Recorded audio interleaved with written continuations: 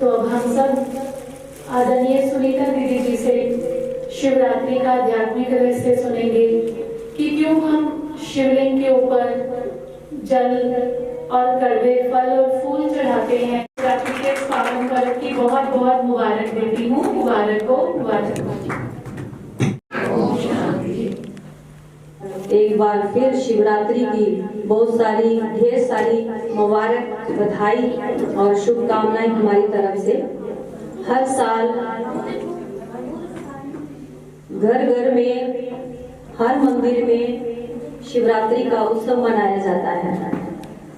हमारे ब्रह्मा कुमारी में भी ये शिवरात्रि बड़ी धूमधाम से मनाई जाती है और यहाँ तो ये स्पष्ट किया जाता है कि परमात्मा कौन है और ये जो हम शिवरात्रि मनाते हैं ये क्यों मनाते हैं। जिस तरह से हम भारतवर्ष में अनेक त्योहार मनाते हैं, अनेक देवी देवताओं के जन्मदिन मनाए जाते हैं, उसी तरह परमपिता परमात्मा का भी इस सृष्टि पर उतरने का अवतरण दिवस मनाया जाता शिवरात्रि के रूप में।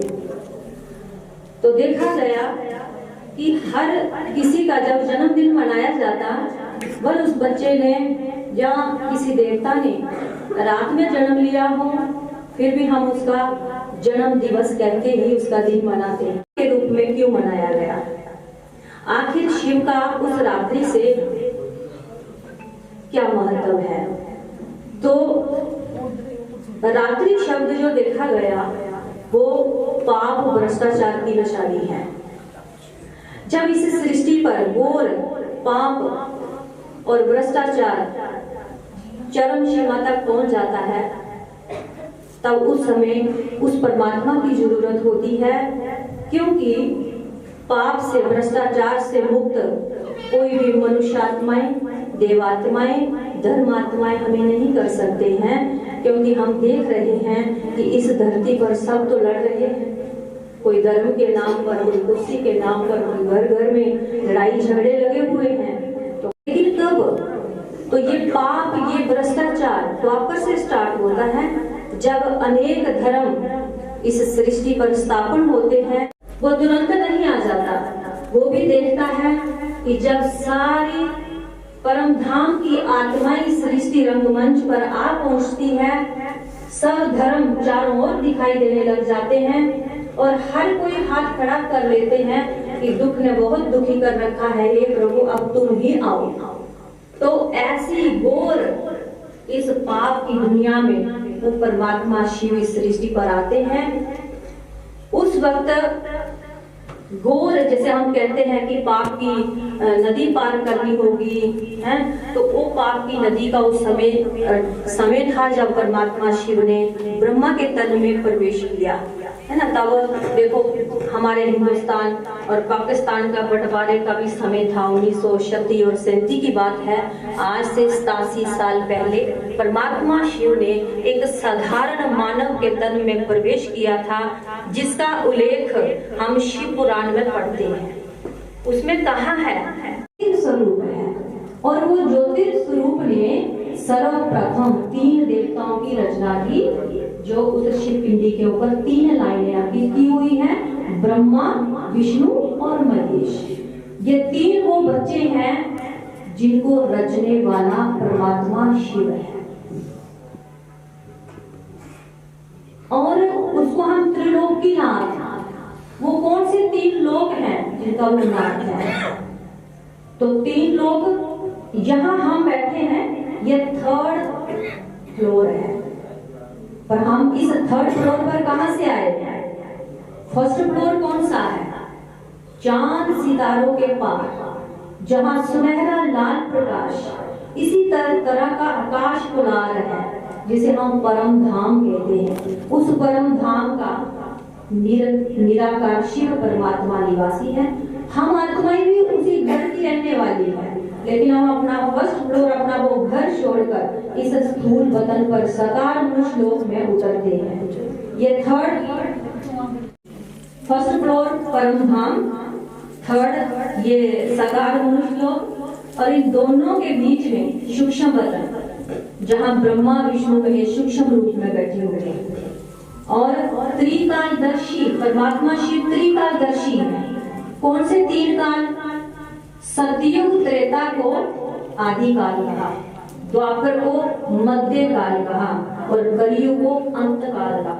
आत्माओं के लिए यह शब्द संबोधित किया जाता है ओम। जैसे हम एक दूसरे को ओम शांति बोलते हैं। ओम शांति यानी मैं आत्मा शांत स्वरूप हूँ, शांति के सागर पिता की संतान हूँ और शांति धाम की रहने वाली हूँ। ओम शांति ऐसे ही बोल देना, इस भाव में टिक कर बोलना है ओम शांति। तो ओम मैं आत्मा, नमः नमस्कार, शिवाय शिव। हम मंदिर में जाते हैं तो सबसे पहले उस पिता को नमस्कार करते हैं कि हे पिता शिव बाबा, मैं आत्मा यानी मैं ओम आपको नमस्कार करता हूँ। तभी हम एक गीत गाते ना, तुझ में ओम मुझ में ओम सब में ओम समाया। तो वो परमात्मा के लिए नहीं कहा गया है, हम आत्माओं के लिए कहा गया है। हम सब उस परमात्मा के बच्चे, अलग अलग स्वभाव, अलग अलग नेचर के हैं। तो सबके अंदर इस 5 तत्वों के देह में क्या समाया हुआ है? हम आत्माएं मस्तक के मध्य में विराजमान, जो इस शरीर का कंट्रोल करती है, ब्रेन का कंट्रोल करती है, विचारों पर कंट्रोल करती है ना। वो हमारी आत्मा ड्राइवर है इस शरीर की, जो कि हम उस पिता के बच्चे। हम शरीर के नाते से उस परमात्मा के बच्चे नहीं हैं, हम आत्मा के नाते से उस परमात्मा के बच्चे हैं। फिर हम जो उस पर आकर धतूरा चढ़ाते हैं वो है हमारी बुराइयां। इस कलयुग के अंत में आकर हमारे पास बचा ही क्या है? उस परमात्मा ने हमें भरपूर ज्ञान शक्तियों से करके भेजा था। आज हमारे पास क्या बचा है? पौड़ियां बची, क्रोध अहंकार लोभ मोह माया ये बचा है। तो अब हम उस परमात्मा को क्या देंगे? अब हमारे घर में कोई आ जाए, मेहमान आ जाए, तो हम कुछ ना कुछ दे के भेजते हैं ना। तो पिता भी हमारे इस रावण राज्य में आया है, हमारा राम राज्य बनाने के लिए आया है। तो हम उसे क्या दे रहे हैं? क्या दे सकते हैं? बाबा कहते तुम्हारे पास अच्छाई रूपी तो कुछ गुण है नहीं है, तो जो भी बुराई है वो मुझे दे दो। अगर तुम कुछ खाली तो हो, अपने हाथ अपने ब्रेन को कुछ खाली तो करो, तभी मैं कुछ तुम बच्चों को दे पाऊं। तुम बच्चे मांगते जा रहे हो और तुम्हारे हाथों में व्यक्ति वैभव ये वो सब कुछ आप भरे पड़े हाथ में, कहाँ दो? पहले खाली करो। तो खाली कैसे करना? शिव बाबा सब कुछ आपका है। मुरली में क्या कहा आज बाबा है? व्यक्ति वैभव जहाँ भी बुद्धि जाती है ना, बाबा ये सब कुछ आपका है। हल्के हो जाओ, तभी वो हमें भरपूर करेगा। तो जो आगे धतूरा है ये हमारी बुराइयां हैं, जिसके कारण ही आज धर्मों में, घर घर में, देश में झगड़े हैं। तो ये आका धतूरा सच में जो हमें दुख देने वाला आका धतूरा है, वो हमें शिव को देना है। तो 18 तारीख शिवरात्रि, उस दिन भले 4 घंटे मेडिटेशन करो, 2 घंटे करो, सारी रात बैठो, लेकिन किस चीज का व्रत करना? क्या शिव बाबा को अर्पित करना? जो हमें दुख देने वाली चीजें हैं, जो हमने अलग हमारा बुरा हमारा खान पान है, गलत हमारा रहन सहन है ना, इसमें हम बांधेंगे तो अपने आप परिवर्तन आता है। खुला जीवन ना रखो, अपने जीवन में मर्यादाएं होनी चाहिए। तो उस दिन शिव बाबा को पहले चेक करो कि मेरे अंदर सबसे ज्यादा बुरा गुण कौन सा है जो मुझे दुख देता है। तो उस शिवरात्रि वाले दिन अपना एक कागज लो, पेन लो और लिखो मेरी क्या बुराई है जो मुझे सबसे ज्यादा दुख देती। आज मैं बाबा जे आप पर सच्चे दिल से ये आपका धतूरा आप पर अर्पण करता हूँ।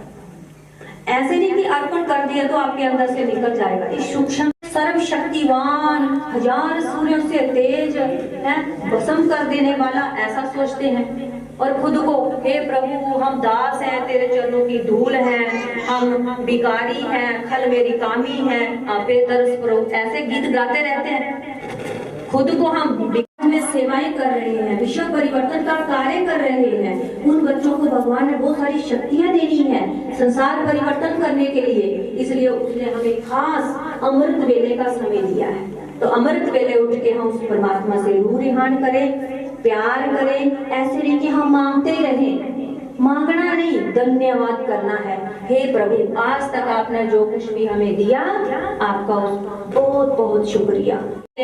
शिकायतें करोगे तो भगवान मुंह फेर के बैठ जाएगा। ये बच्चा तो शिकायतें करते हैं, तभी शिकायतें भी किसकी करते हैं? उसी की बच्चों की कर रहे हैं, अब सब उसके बच्चे हैं। हम ये सोचे कि भगवान ने इस आत्मा को भी इस संसार को चलाने के लिए बनाया, इसका रोल अलग है, मेरा रोल अलग है।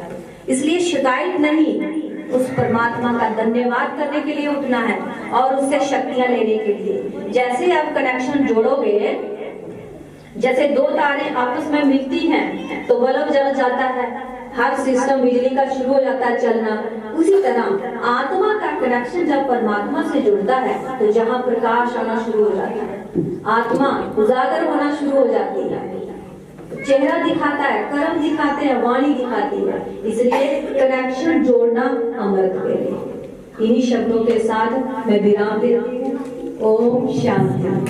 जोरदार तालियां सुनीता दीदी के लिए। इतना सुंदर शिवरात्रि का रहस्य